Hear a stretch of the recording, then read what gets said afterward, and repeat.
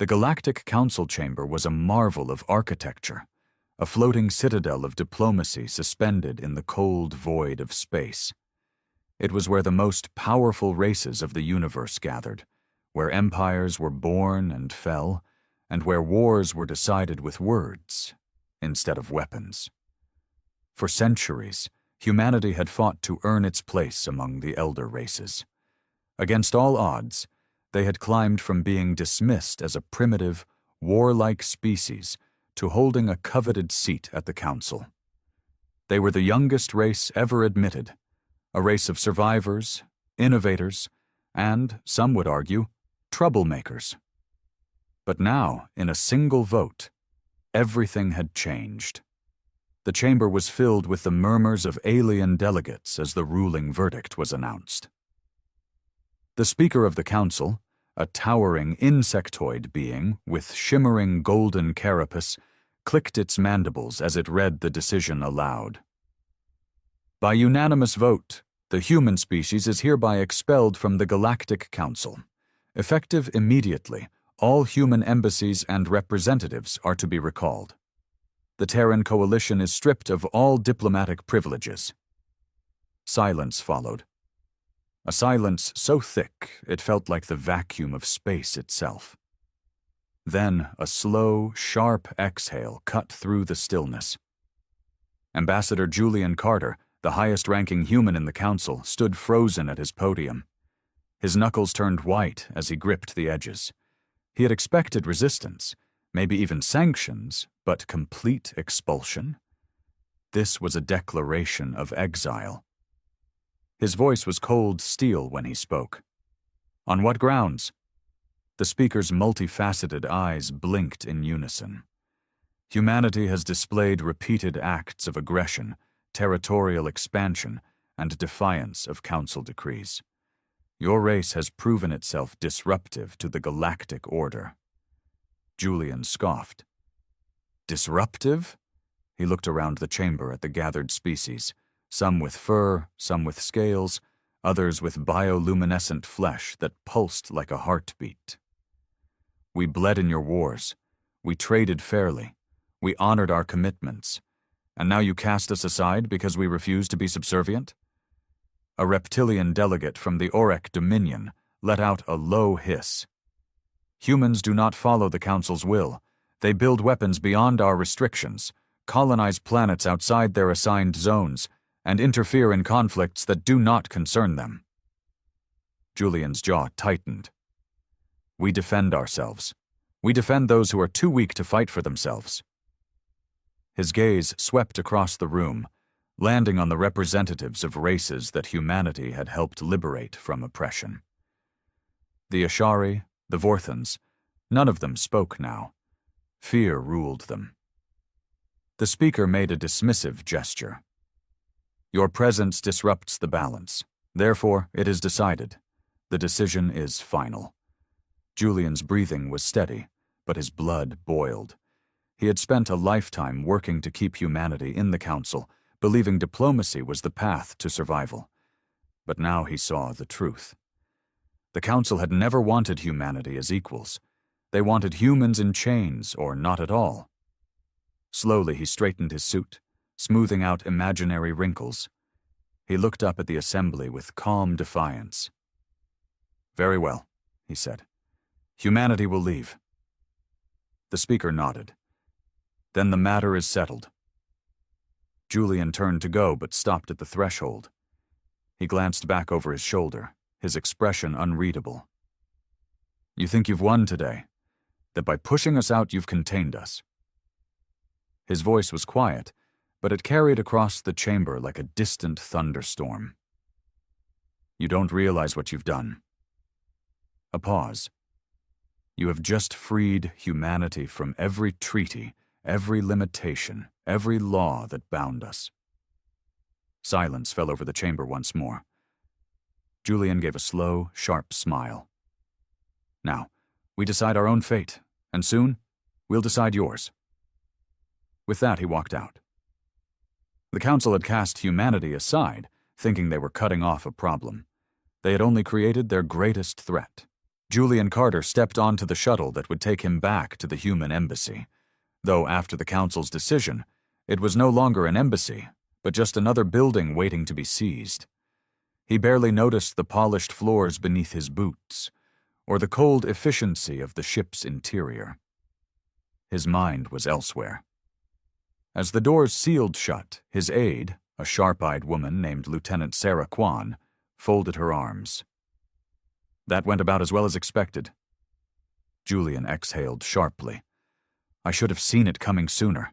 The signs were there, the restrictions, the constant votes against us, the so-called sanctions. This wasn't a trial, it was an execution. Sarah leaned against the bulkhead. So what now? Julian didn't answer immediately.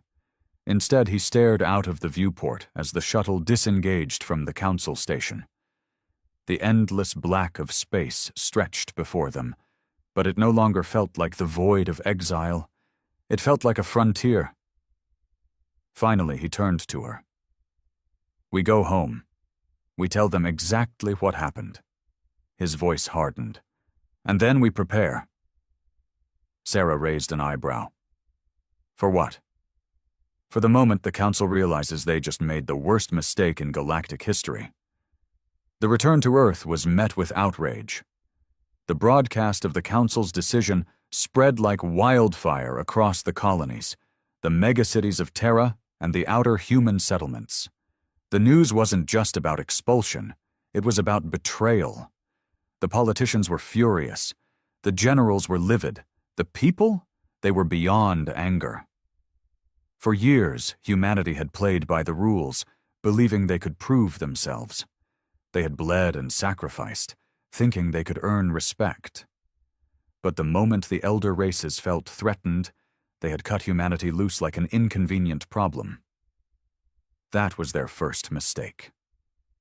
Within days, the Terran Coalition's leadership convened in a war room deep beneath Earth's surface. It was an emergency session, but unlike past diplomatic meetings, this one had no talk of negotiation or reconciliation. President Evelyn Ward, a woman known for her ice-cold pragmatism, stood at the head of the table. The Council thinks they've contained us, she said, voice measured but firm. They believe that by exiling humanity, they've defanged us. I say we prove them wrong. Across from her, Admiral Tobias Grant, a grizzled veteran of the Orion conflict, let out a low chuckle. They wanted us to stay in our lane. I say we build our own damn highway. Julian leaned forward. The Council relied on us. Our technology, our industrial might, our willingness to innovate where they feared change. Now, they think they can do without us. He let the weight of his words settle. They're wrong. The room was silent for a moment. Then, Evelyn nodded. Then it settled. We will no longer abide by Council treaties, trade restrictions, or military limitations. She met the eyes of every leader in the room. From this moment on, humanity does not answer to the Council. We answer only to ourselves. The declaration spread like a shockwave. Humanity had just declared total independence from the galactic order, and the galaxy had no idea what was coming next. Back in the core worlds of the Council, news of humanity's response caused a different kind of ripple. The elder races had expected protests, anger, maybe even some posturing. They had not expected humanity to go silent for weeks, and then re-emerge with something terrifying.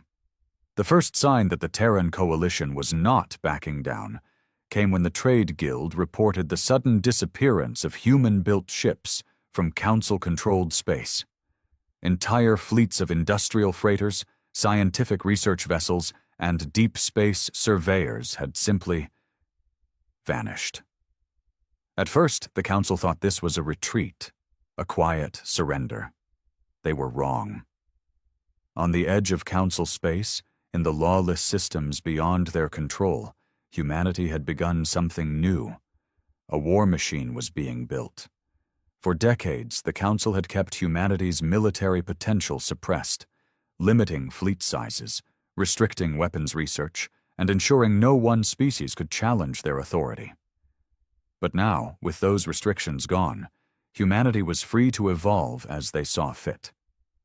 And humans, when left to their own devices, had one unparalleled talent.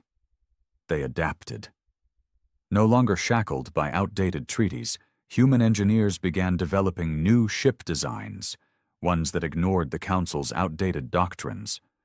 Where other species relied on traditional shield generators, humanity pushed forward with kinetic barrier systems, miniaturized warp drives, and self-repairing hull plating. The first prototype Dreadnought rolled off the assembly line 6 months later. It was unlike anything the galaxy had seen before. Heavily armored, brutally efficient, and armed with weapons that ignored Council standard defense systems, it was not just a battleship. It was a message that humanity would never be controlled again. And soon, the Council would learn that firsthand. The first sign of humanity's return to the galactic stage wasn't a declaration. It wasn't a fleet parked in orbit over a Council world. It was silence. For months, humanity had withdrawn from the usual interstellar trade routes. Their colonies went dark, communication hubs stopped transmitting, and even black market channels, once filled with human-made goods, dried up overnight. The Council expected this to be the last stage of humanity's defiance, sulking in exile, waiting for an opportunity to beg for re-entry. Instead, something far worse happened. The Council's reliance on human technology became painfully obvious within weeks. Despite their restrictions, humanity had become the backbone of several key industries. Shipbuilding efficiency dropped across multiple core worlds, as human-engineered assembly techniques had been quietly integrated into galactic infrastructure. Automated medical systems, many based on human-developed nanotechnology, began to fail without access to Terran research. Even the simple but effective supply chains built with human efficiency started to break down. It was like a virus had entered the veins of the galaxy, not a biological one, but an economic one. And the true impact had yet to be seen. Deep within a human-controlled system, far beyond the reach of the Council's oversight, an underground military research station floated above the planet of Kessera 4. It was one of dozens of hidden facilities that had emerged in the wake of humanity's exile. Inside, some of the brightest human minds worked without restrictions. No more bureaucratic red tape, no more diplomatic oversight, no more elder species telling them what was ethical or acceptable. Dr. Hadrian Voss, lead scientist of the Experimental Warfare Division, stood in front of a vast display screen, his fingers tracing over complex energy signatures. His audience, military leaders, engineers, and political figures, watched with interest. "We were forced to play by their rules for too long," Voss said, adjusting his glasses. "Forced to suppress our technological advancements, but now?" He smiled. "Now, we can truly evolve." The screen flickered to life, showing a sleek, predatory warship, something unlike the bulky, standardized vessels the Council used. Its hull was dark, designed for stealth. Its weapons systems were unlike anything the Council had ever seen. "We call it the Revenant-class battleship," Voss continued. "It doesn't rely on traditional energy shielding. Instead, it uses an adaptive plating system that absorbs incoming fire and redistributes the energy to its own weapons." A murmur rippled through the crowd. Admiral Tobias Grant leaned forward. "And the prototype?" Voss's grin widened. "Already operational." The first battle wasn't a battle at all. A lone Revenant-class warship entered a Council-controlled system under the cover of darkness. It didn't broadcast any signals. It didn't announce itself. It simply arrived. And then, without warning, an entire Council patrol fleet went dark. No distress calls, no debris, no survivors. The Council's response was immediate. a task force was dispatched to investigate. But when they arrived, all they found was an empty void, no sign of the missing ships. It was the beginning of a terrifying realization. Humanity was no longer fighting for a seat at the table. They were preparing to flip the table over. The Council's leaders gathered in an emergency session, their voices raised in panic. The disappearances, the economic disruptions, the growing rumors that humanity had developed weapons far beyond their control. It was all spiraling too fast. "We need to re-establish control," a Zalari ambassador snapped, his long serpentine tail twitching with frustration. "Humanity cannot be allowed to operate outside our oversight." "They're already beyond our oversight," a Vorthon general growled. "We thought we were exiling them. Instead, we've created an enemy that has no reason to hold back." The Speaker of the Council, for the first time in his long life, felt fear. It was no longer a question of whether humanity would return to the galactic stage. It was a question of how much destruction they would leave in their wake when they did.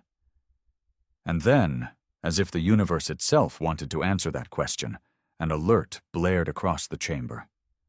A human fleet had just appeared on the Council's border, not in secrecy, not in hiding.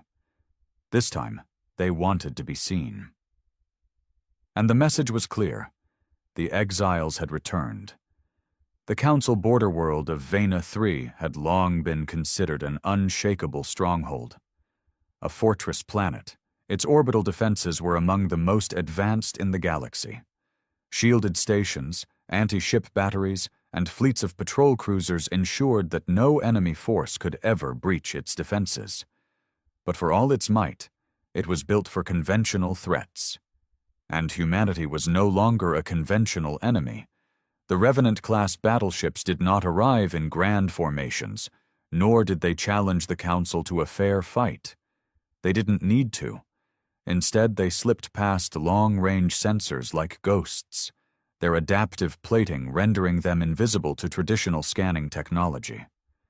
When the attack came, it wasn't with a barrage of heavy cannons or fleet engagements. It started with silence. A single warning beacon flickered out. Then another. And another. By the time Vena 3's defense command realized something was wrong, they had already lost half their early warning systems. Admiral Sarek, a hardened veteran of the Council's many wars, stood rigid in the command center, his frilled crest rising in agitation. "Report!" he barked. One of his officers, a pale-skinned Aelari, swallowed hard. "Sir, we're losing contact with our outer patrols. No distress signals, no wreckage, just nothing." Sarek's claws tapped against the console. "No fleet movements? No warp signatures?" The officer hesitated. "There was something. Brief distortions, almost like—" The lights flickered. The sound of Vena 3's orbital alarm screamed through the station. Then the first explosion came. Not from outside the station, but from within. Sarek barely had time to register what was happening before the station trembled under a direct impact. The view screens lit up with reports of internal fires, breached corridors, and weapons systems shutting down. "How?" he roared. "Where is the enemy?" No answer came, because the enemy was already inside. Humanity had learned from its wars on Earth, from centuries of asymmetric combat and insurgencies. They knew that brute force wasn't always the answer, that sometimes the best way to destroy an empire wasn't with fleets and armies, it was with precision. The first phase of the attack had been an infiltration. Small, undetectable stealth pods had latched onto key stations in the Vena 3 defense network days before the attack. Elite human operatives, trained in zero-G warfare, had breached the stations in silence, disabling security, planting sabotage charges, and hijacking control systems.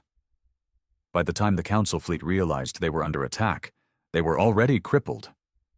The second phase was pure, calculated destruction. With Vena 3's defenses in chaos, the Revenant battleships finally revealed themselves.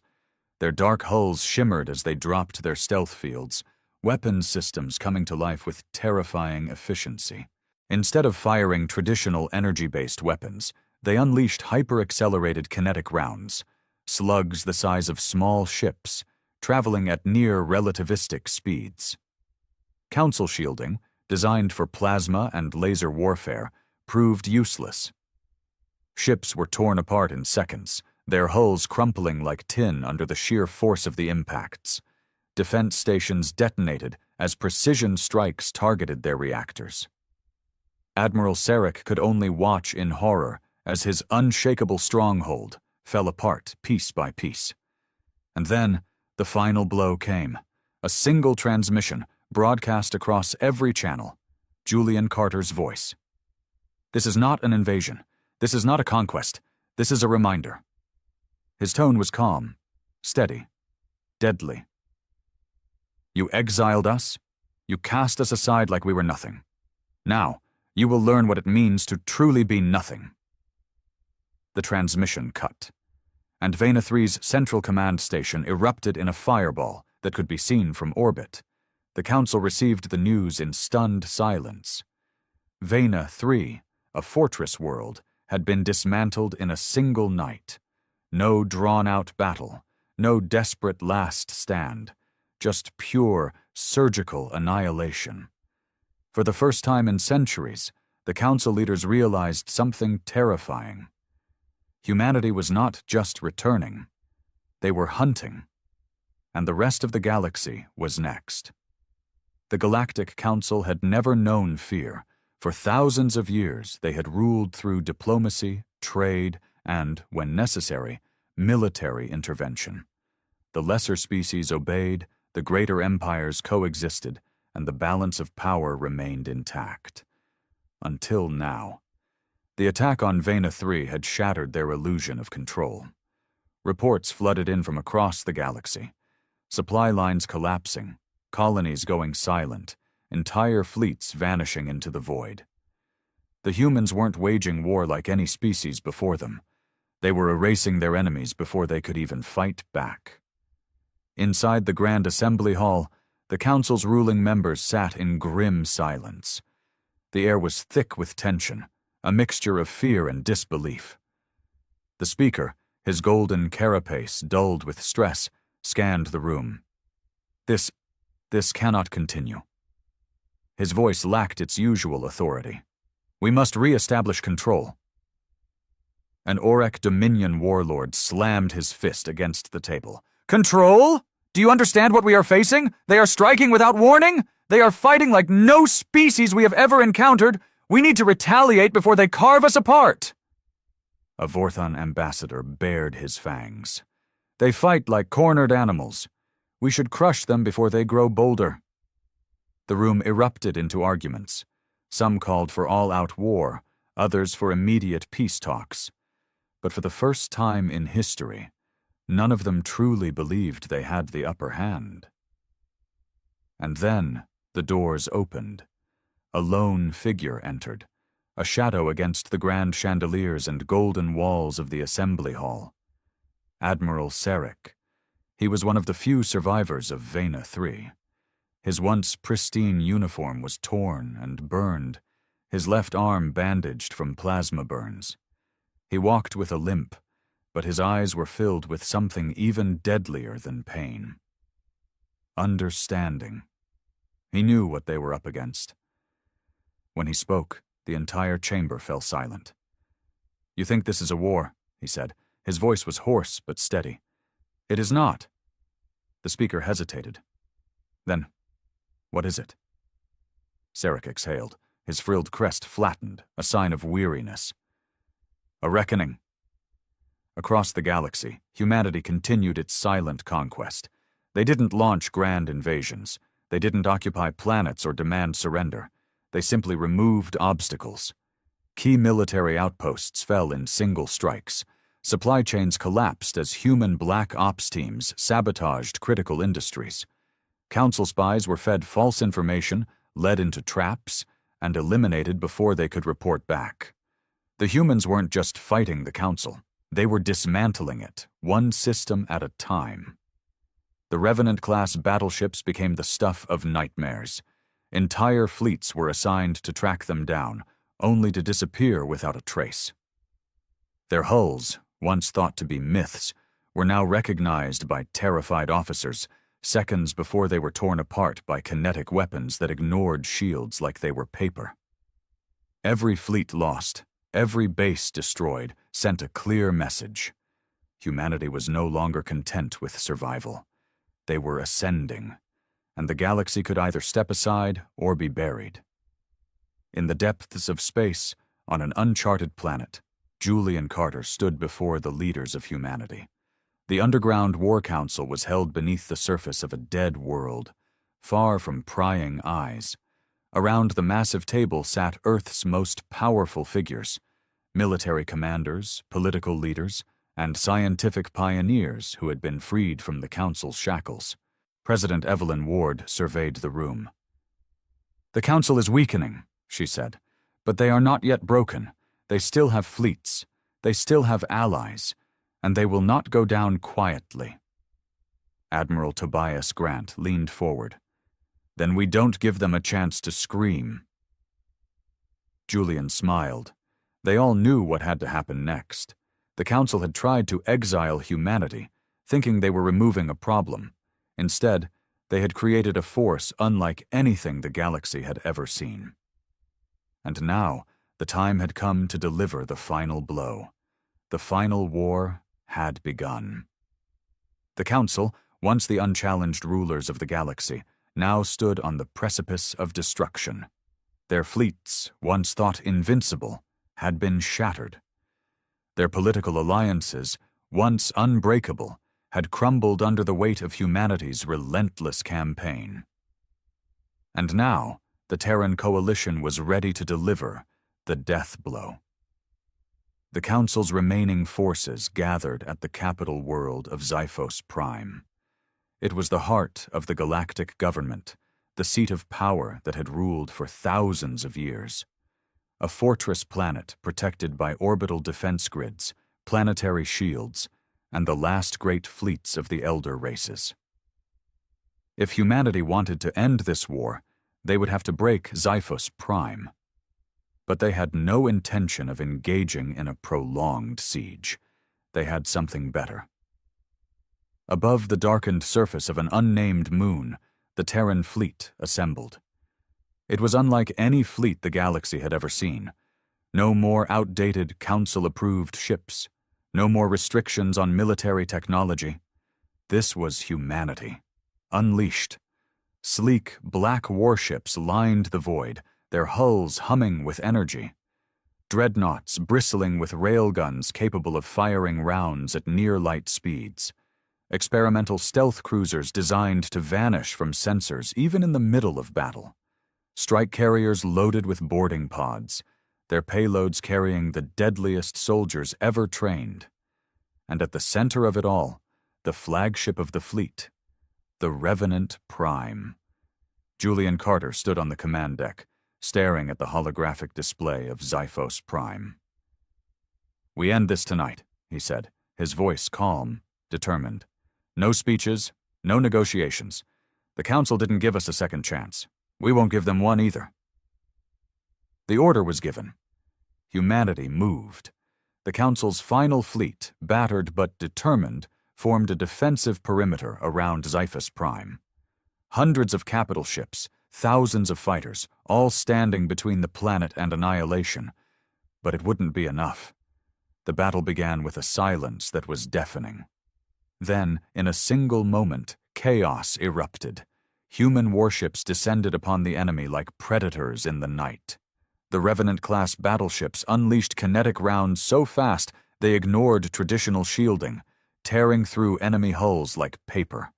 Human strike teams infiltrated command stations, shutting down defenses before the enemy even knew they were breached. The Council's forces fought back desperately, but for every human ship destroyed, 2 more seemed to take its place. And then, the final phase began. Julian's voice echoed across the battlefield. "Deploy the hammer."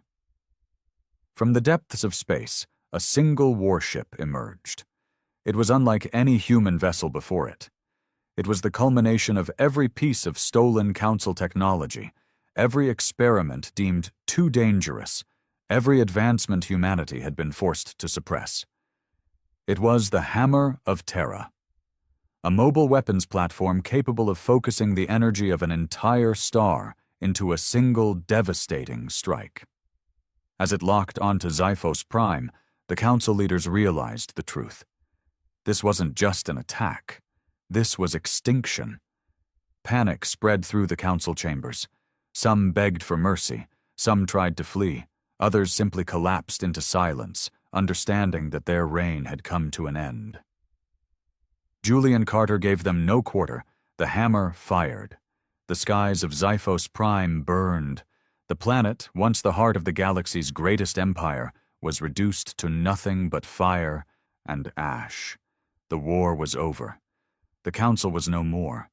Humanity had been cast out, exiled, betrayed. Now they ruled the galaxy, and the stars would never forget the price of their vengeance. The war had ended. The Galactic Council was no more.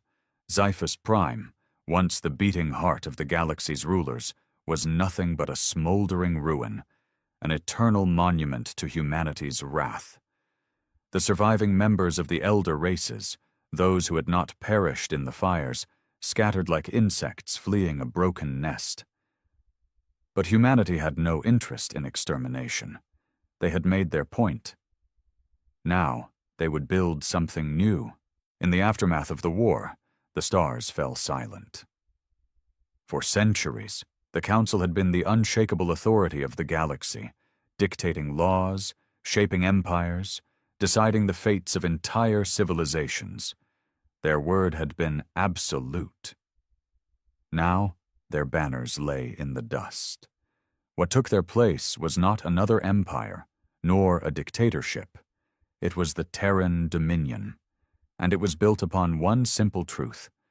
Humanity alone would decide the fate of the galaxy. Across the known systems, the shift in power was immediate and absolute. The old trade routes, once controlled by Council bureaucrats, now fell under the iron grip of the Dominion. No goods moved, no ships flew, no colonies thrived unless they did so under humanity's watchful eye. Some species, broken and desperate, surrendered without question. They had seen what happened to those who defied humanity, and they would not make the same mistake. Others, still clinging to the shattered remnants of the old order, attempted to resist. They were erased. No mercy, no negotiations. The Council had taught humanity that weakness invited betrayal. Humanity would never be weak again. On Earth, in the heart of the Dominion's capital, Julian Carter stood in the grand chamber of what was once the Terran Coalition's War Council. Now, it was something far greater. It was the seat of power for the most dominant force the galaxy had ever known. President Evelyn Ward sat at the head of the new Dominion government. She was no longer a mere politician. She was the ruler of a civilization that had reshaped the fate of entire species. Admiral Tobias Grant stood at her side, overseeing the expansion of the Dominion's fleets. The Revenant-class warships were no longer just tools of vengeance. Now, they were instruments of control, patrolling the stars, ensuring humanity's rule remained unchallenged. Julian himself had been offered a position in this new order, Supreme Chancellor of Galactic Affairs. The title meant nothing to him. Only the outcome mattered. He had seen what the Council had done to humanity. He had ensured they would never do it again. And now, as he looked upon the map of the known galaxy, one final question remained. What came next? Not everyone accepted humanity's rule. Scattered across the stars, remnants of the old Council still plotted in the shadows, hidden enclaves, rogue admirals, desperate leaders, those who refused to submit. They whispered of resistance. They dreamed of vengeance. But humanity had already foreseen this, and they had one final message for those who dared to challenge the new order. A single broadcast, sent to every remaining faction, every hidden world, every shadow of rebellion. Julian Carter's voice, calm and unyielding. We gave you peace. You gave us war. We gave you trust. You gave us exile. We gave you mercy. You gave us betrayal. A pause. You wanted us gone. You wanted us erased. You wanted us forgotten. A cold, quiet chuckle. Now you will never forget us. The transmission ended, and across the galaxy, the survivors of the old era realized the truth. The war had not ended. It had only just begun. Decades passed. The galaxy, once ruled by the arrogance of the elder races, now bore the mark of humanity's reign. The Terran dominion stretched from one end of known space to the other, an empire forged not through diplomacy, but through fire and vengeance. The last remnants of the old council had been hunted down. Some had fled to the uncharted edges of the galaxy, clinging to the desperate hope that humanity's reach would not extend that far. Others had attempted to rebuild in secret, gathering in hidden enclaves, whispering of rebellion. But there was no rebellion. There was no uprising. There was only the Dominion. Earth was no longer just the birthplace of humanity. It was the core of civilization itself. What had once been a planet of warring nations and fragile alliances was now the most fortified world in the galaxy, a symbol of absolute power. The skies above it were crowded with warships, orbital platforms, and defense grids so impenetrable that no force could ever hope to lay siege to it. In the halls of the Dominion's capital, Julian Carter stood upon a balcony, overlooking the great city that had risen from the ashes of humanity's past. He was older now. The years of war had left their mark. His hair had grayed, his face was lined with the weight of the choices he had made. But there was no regret. He had done what needed to be done. Beside him, President Evelyn Ward remained as calculating as ever. She had guided humanity through war, through conquest, through ascension. And now, she guided it into an era where humanity was untouchable. Admiral Tobias Grant, though no longer a man of war, still commanded the fleets that patrolled the galaxy's farthest reaches. His forces ensured that the Dominion's rule remained undisputed. Humanity had achieved something no species had ever done before.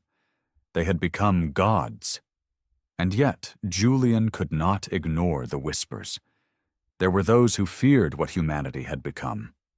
Not the remnants of the Council, those had been crushed long ago, but within humanity itself.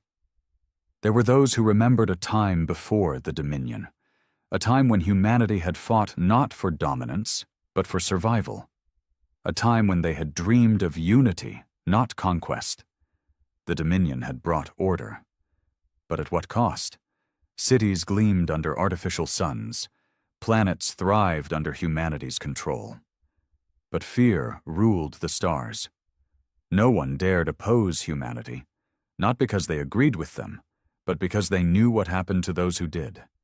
And in the darkest corners of the galaxy, in the lawless systems beyond the Dominion's reach, something began to stir. Not an army, not a fleet. A question. Had humanity won? Or had it lost itself in the process? Julian Carter stood in his chamber, staring at the stars beyond Earth's skies. He had fought for humanity's place in the galaxy. He had won. But as he looked at the vast empire they had built, he found himself wondering. Had they simply become the new council? The very thing they had once fought against? A shadow passed across his reflection in the window. Evelyn Ward stood behind him, her voice quiet but firm. "You feel it too," she said. It wasn't a question. Julian exhaled. "We built something unbreakable." "Yes. But is it right?" For the first time in years, Evelyn did not have an answer. Silence stretched between them. Then the door chimed. A message had arrived, not from a Dominion world, not from an ally, from the unknown, a new voice, a new power rising in the darkness, and for the first time since humanity's exile, Julian Carter felt something he had not felt in a very long time. Uncertainty. The cycle was not over. History was not finished. The future was calling. And humanity would have to decide what kind of gods they truly wished to be. The war was over. At least that's what the galaxy believed. The Dominion of Varak, a vast empire spanning hundreds of star systems, had shattered Earth's defenses in a brutal campaign. Humanity had fought like demons, but in the end, their fleets burned, their colonies were silenced, and their homeworld lay in ruins. The final broadcast from the Terran High Command had been brief, but its hopelessness echoed across the void. "This is Admiral Grayson of the Sol Defense Fleet. Earth has fallen. We failed. If there are any survivors out there, forgive us." That had been 3 months ago. Now Earth belonged to the Varak. The once thriving world had been reduced to a subdued, occupied husk. Patrols of reptilian Varak soldiers roamed the broken cities, their crimson armor glinting under an unfamiliar sky.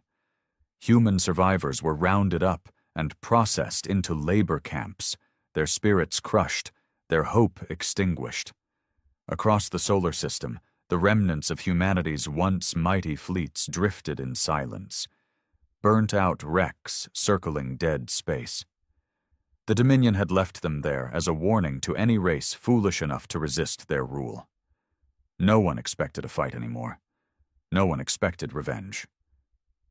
But then, the warship arrived. It came out of nowhere, an impossibly massive vessel, slipping into real space at the edge of the system. It was black as the void, its surface scarred from battles long past, its engines burning with an unnatural glow. It wasn't on any known registry, not in Dominion records, nor in the Terran fleet's final logs. The ship shouldn't have existed. And yet there it was, a lone human warship standing against an empire. And it was very, very angry. The Varak Dominion's occupation fleet detected the anomaly immediately. Inside the bridge of the Harbinger of Dominion, a massive command ship stationed in Earth's orbit, Fleet Commander Jorvas narrowed his slitted yellow eyes at the readings flashing across his displays. An unidentified vessel had entered the Sol system. "Impossible," he muttered. "No human warships remain. Their fleet was annihilated." His second-in-command, a hulking Varak enforcer clad in ceremonial crimson armor, growled. "A sensor ghost, perhaps? A wreck drifting back into real space?" Jorvas bared his fangs in irritation. "Number it's transmitting a Terran military code, an old one, but valid." He tapped a claw against the control panel, enhancing the image. The ship was massive, larger than anything the Terrans had deployed in the war. Its hull was a patchwork of battle scars and heavy plating, covered in blackened scorch marks and plasma burns. The vessel's engines pulsed with a deep, menacing glow, and along its surface, old Terran insignias flickered in and out of view, their paint long worn away. Most disturbing of all, the ship's name suddenly registered on their system, TNS Revenant. A ripple of unease spread through the command bridge. "The Revenant," one of the officers whispered. "That ship was—" "Destroyed," Jorvas finished, his throat tightening. 30 years ago. It had been one of humanity's black projects, a prototype dreadnought rumored to be the most advanced warship ever conceived. It had vanished before the war even began, lost in some classified deep space mission. And yet, here it was, alive. And it was moving straight toward them. Across the system. On the occupied surface of Earth, deep within the ruins of old New York, a group of surviving resistance fighters huddled around a stolen Dominion comms device. The leader, a weathered man named Cole Mathis, leaned forward as static crackled through the speakers. Then a voice, a human voice, boomed through every occupied comm frequency in perfect, unbroken standard Terran. "This is Captain Darius Kane of the Terran Navy, commanding officer of the TNS Revenant. 3 months ago, you declared this war over. You were wrong. To every human still alive, hold on. The fight isn't finished." The Resistance fighters exchanged stunned glances. Cole felt something stir in his chest, something he hadn't felt since the Dominion crushed Earth's defenses. Hope.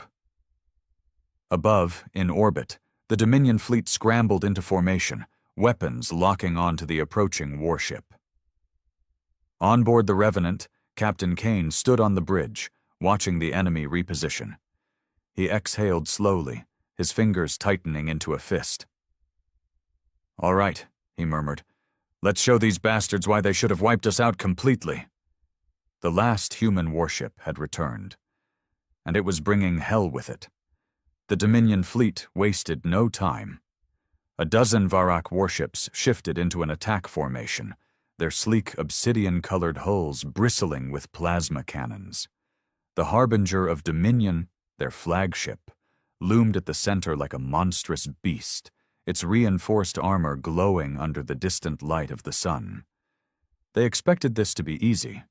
After all, humanity's best had already fallen. They had no idea what they were dealing with. On board the Revenant, Captain Darius Kane stood firm on the bridge, his gaze locked onto the enemy formation. The Dominion thought they were fighting the same humans they had crushed months ago. They were wrong. The Revenant had been built for a war humanity never got to fight. A classified superweapon meant to counter far worse threats than the Varak. It had spent 30 years in the dark, perfecting its systems, evolving its technology, and adapting in ways no one could anticipate. And now it was awake. "Commander Vasquez status?" Kane asked. A woman with short, dark hair and cybernetic implants across her temple responded instantly. "Weapons online. Shields at full capacity. They've locked onto us, but they're hesitating. I don't think they believe we're real." Kane smirked. "Let's correct that mistake." He turned toward Tactical. "Fire the Gauss lances. Let's wake them up properly." The Revenant didn't fire conventional weapons. Instead of slow-charging plasma cannons or outdated railguns, it deployed Gauss lances, hyper-accelerated projectiles that moved at near-light speed, capable of tearing through enemy shields before they even had a chance to react. The Dominion fleet never saw them coming. The first lance struck a Varak battleship dead center, bypassing its energy barriers and ripping straight through its hull. The ship didn't explode. It simply broke apart, its core venting into the void as fire consumed its compartments. The second lance obliterated a cruiser in an instant, vaporizing its bridge before its crew could even scream. The Dominion fleet erupted into chaos. "They just one-shot our warships." An officer on the Harbinger of Dominion howled in disbelief. Jorvis slammed his clawed fist into the console. "Return fire! Everything we have!" Their plasma cannons and torpedoes lit up the void, streaking toward the Revenant in a storm of energy. The Terran warship didn't even try to dodge. Instead, its hull shimmered, an adaptive shield system flickering to life. The incoming projectiles bent away at the last second, redirected harmlessly into open space. The few that connected were simply absorbed, the ship's hull repairing itself in real time. It was impossible. The Revenant was absorbing their attacks. Jorvis felt something he had never experienced in his lifetime of conquest. Fear. Cole Mathis and his fighters huddled around their stolen comm unit, listening to the unthinkable unfold above them. They had seen Dominion warships shrug off entire human fleets without breaking a sweat. They had watched Earth's best and brightest burn in vain. And now, one single Terran warship was tearing the Dominion apart like a god of vengeance. One of the younger fighters, a woman barely in her 20s, gripped Cole's arm. "Sir, what the hell kind of ship is that?" Cole swallowed hard. "Our last chance. The Dominion had spent the past 3 months breaking them, making them believe resistance was futile. But now, as explosions bloomed in the skies above, they knew the war wasn't over. Humanity was still in the fight, and this time, they weren't going to lose. The Dominion fleet was breaking. The Revenant moved through the battlefield like a phantom, its engines humming with raw energy as it ripped through enemy formations with mechanical precision. Every shot it fired was a death sentence. Gauss lances and kinetic slugs shattered warships before they had a chance to react. The once mighty Dominion, the conquerors of Earth, were now scrambling to survive. On the bridge of the Harbinger of Dominion, Commander Jorvis bared his fangs in fury. "This is impossible," he roared, his claws digging into the console. One ship is doing this?" His second-in-command was pale. "Commander, we need to retreat." Jorvis turned on him with a look of pure disgust. "Retreat? We have conquered 100 worlds. Humanity's fleets burned in front of us, their armies begging for mercy. And now you!" Before he could finish, another explosion rocked the command ship. A Dominion destroyer, one of their heaviest warships, was torn in half by a concentrated barrage from the Revenant. The wreckage tumbled through space, colliding with another cruiser, sending both into a fiery spiral toward Earth's upper atmosphere. The bridge fell silent. For the first time, the Varak weren't the predators. They were the prey. Captain Darius Kane watched as the enemy fleet faltered. His grip on the command railing tightened. "Commander Vasquez," he said, his voice calm. "Status report." Vasquez glanced at the tactical display. 7 enemy warships destroyed. 4 are disabled. The flagship is still operational, but... She smirked. "They're hesitating, sir." Kane exhaled. "Good. Let them be afraid." For 3 months, humanity had been hunted, humiliated, and enslaved. The Dominion had assumed they had won, that humans were just another species to be conquered and forgotten. But humans had never forgotten. They had never surrendered.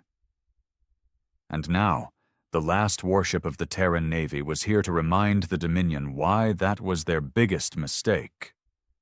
"Prepare the main cannon," Kane ordered. The bridge crew hesitated. "The main cannon?" Vasquez turned to him, eyes widening. "Sir, the cannon hasn't been tested since—" "I know." Kane's expression was stone cold. "But we're outnumbered, and I want to make a statement." She hesitated, then nodded. "Aye, Captain. Charging the Oblivion Lance." Planetary Governor Lurvek had spent the past 3 months enjoying his victory.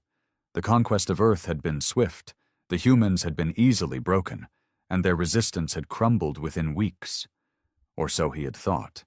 Now, as he stared at the massive holographic display in his war room, terror gripped his twin hearts. His fleet, was being systematically obliterated. What is that ship?" he croaked. "Where did it come from?" His advisors had no answers. They were just as stunned as he was. A deep, ominous alarm suddenly blared through the command center. One of his lieutenants, a younger Varak, turned pale as she read the data scrolling across the screens. "Governor, the Terran warship is charging a superweapon." Lurvek's blood ran cold. Superweapon?" "Yes, sir, and—" She swallowed hard. "It's aiming at us." The realization hit him like a physical blow. The war wasn't just turning. Humanity wasn't just fighting back. They were out for blood. The Oblivion Lance was a weapon never meant to exist. Designed in the final, desperate years before the war, it had been conceived as humanity's last resort. A weapon capable of reducing entire fleets to ash. But before it could be used, the war had ended in disaster. Until now. The Dominion's command ship loomed in the distance, its shields flickering. It was the largest and most heavily armored warship in the fleet. It wouldn't matter. Firing sequence engaged, Vasquez confirmed. 5 seconds to discharge. Kane leaned forward. Let's finish this. The bridge lights dimmed. The ship hummed with unnatural energy as the weapon powered up. A glowing rift of pure destruction began to form at the Revenant's bow. The countdown hit 0, and then the sky burned. A single beam of pure annihilation erupted from the Revenant, cutting across space with terrifying speed. It struck the Harbinger of Dominion dead center, piercing its shields like they weren't even there. For a brief second, there was silence. Then, the entire ship detonated. Not just a normal explosion. The Harbinger came apart at a molecular level, its structure disintegrating in a blinding inferno of energy. The shockwave ripped through the remaining Dominion ships, sending them spinning out of formation. Half of them were immediately disabled by the sheer force. The others began fleeing, their commanders too terrified to stay and fight. The great Varak fleet, the one that had conquered Earth, was in full retreat. In the ruins of old New York, Cole Mathis and his fighters watched the sky in awe. The Harbinger of Dominion, the symbol of their oppressors, was gone. The fleet that had once crushed Earth's defenders was now running for its life. Cole's radio crackled. "Resistance forces, this is Captain Darius Kane of the Terran Navy. The enemy is in retreat. If you're still breathing down there..." He took a breath, then said the words that would ignite a planet-wide uprising. "It's time to take our world back." The resistance fighters erupted into cheers. Hope had returned to Earth, and this time, humanity wouldn't be defeated. The Dominion occupation forces were in chaos. For months, they had ruled Earth with an iron grip, confident that humanity was broken, that no resistance could ever rise again. Their patrols had marched through shattered cities unopposed. Their commanders had grown complacent, and their soldiers had treated Earth as nothing more than a conquered prize. Now, the sky itself had turned against them. The Revenant's obliteration of the Dominion flagship was more than just a victory. It was a declaration. It told every human left alive that the war wasn't over. It told the occupiers that their time was up. And now, for the first time since Earth's fall, the resistance was ready to fight. Cole Mathis stood at the center of a repurposed Dominion war room, staring at a holographic map of Earth. Red markers blinked across the display, each one representing an enemy stronghold, fortresses, labor camps, supply depots, and command centers. For months, his people had fought small, isolated battles, struggling just to survive. But now, with the Dominion fleet in full retreat, their planetary forces were cut off. For the first time, humanity had the upper hand. The radio crackled. "This is Captain Kane. The sky is ours. How soon can you launch a ground offensive?" Cole exhaled. "We've been waiting for this moment for months." He turned to his fighters, battle-hardened survivors who had lost everything to the Dominion, men and women who had nothing left to lose. "This is it," he told them. "No more hiding. No more running. We hit them everywhere at once. We take back our cities, free our people, and make them regret ever setting foot on Earth." A roar of agreement shook the bunker. The resistance was no longer in the shadows. The war for Earth had begun. Governor Lurvek's hands trembled as he stared at the battlefield reports. His entire orbital fleet was either destroyed or retreating. The Harbinger of Dominion, the most feared warship in the sector, was gone. And now, human cities were rising in rebellion. "This isn't possible," he whispered. "We broke them. We won. The doors to his command center burst open, and a squad of his personal guards stumbled inside. One of them, bloodied and panting, managed to choke out a single terrifying sentence. "The humans. They're inside the compound." A gunshot rang out. The guard collapsed, and behind him, Stepping over the body was a human woman with dark tactical gear and a rifle still smoking from the shot. Sarah Connors, second in command of the European resistance, smiled coldly. "We're here to discuss your surrender, Governor."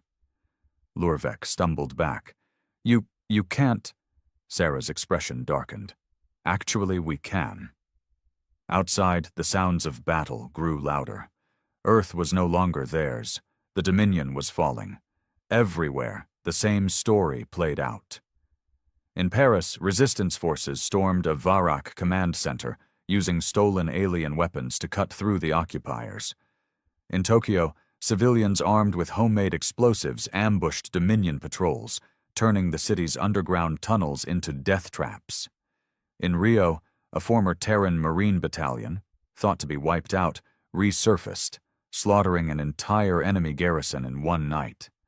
And in New York, as Cole Mathis led his forces toward the last remaining Dominion stronghold, he received a final transmission from orbit. "Resistance forces, this is Captain Kane. We're deploying reinforcements." Cole's eyes widened. "Reinforcements? We don't have—" Then, the sky split open. From the Revenant's underbelly, dropships rained down, each one packed with battle-ready soldiers in sleek, advanced armor, not resistance fighters, but trained Terran Marines. "Impossible," Cole whispered. "The military was wiped out. Vasquez's voice cut in. "Not all of it." As the first dropship landed, its hatch hissed open, revealing a squad of veteran Terran soldiers armed with weaponry Cole had never seen before. At their head, a tall, battle-worn officer stepped forward, her face grim but determined. "Major Evelyn Carter," she introduced herself. "Terran Special Forces. Thought you could use some backup?" Cole grinned. Now, they had an army. The streets of New York became a war zone. Dominion troops, realizing they were alone, dug in, turning skyscrapers into defensive positions and deploying their last armored units. Plasma fire rained down as human forces pushed forward, their stolen weapons ripping through enemy lines. The Varak fought viciously, but they were outnumbered and outmaneuvered. And as the battle raged, Cole found himself face to face with the last Dominion commander in the city, a towering, scarred Varak warlord named General Korvac. "You think this changes anything, human?" Korvac snarled, leveling his plasma blade. "Your species is weak. You are nothing but—" Cole raised his stolen Dominion rifle and shot him in the face. The general collapsed, dead before he hit the ground. Cole stepped over the body. "You talk too much." Moments later, the last Dominion stronghold fell, and with it, Earth was free. Captain Kane watched the final battle from orbit, his expression unreadable. The planet was theirs again, but his mission wasn't over. "Sir," Vasquez said, stepping up beside him, "survivors from the Dominion fleet are making a run for deep space. Should we let them go?" Kane's jaw tightened. The Dominion had come to Earth expecting easy prey. They had razed cities, enslaved billions, and erased entire bloodlines without a second thought. Now they wanted to flee, not a chance. Kane turned to his weapons officer. "Lock onto their ships." "Sir?" He exhaled, his voice ice cold. "I don't want a single one of them leaving this system alive." The Revenant opened fire. One by one, the escaping Dominion vessels were erased from existence. There would be no survivors, no warnings, no second chances. The war had started with Earth burning. It ended with the Dominion burning instead. The Varak Dominion, an empire that had stood for centuries, collapsed overnight. The destruction of their fleets, the loss of Earth, and the utter annihilation of their reinforcements sent a message to every species watching. Humanity wasn't dead. Humanity wasn't weak. And if anyone dared to threaten them again, they would burn for it. The Revenant turned away from Earth, its engines humming as it prepared for its next mission. Captain Kane took one last look at the planet below. They had won, but this war wasn't over yet. It was just the beginning.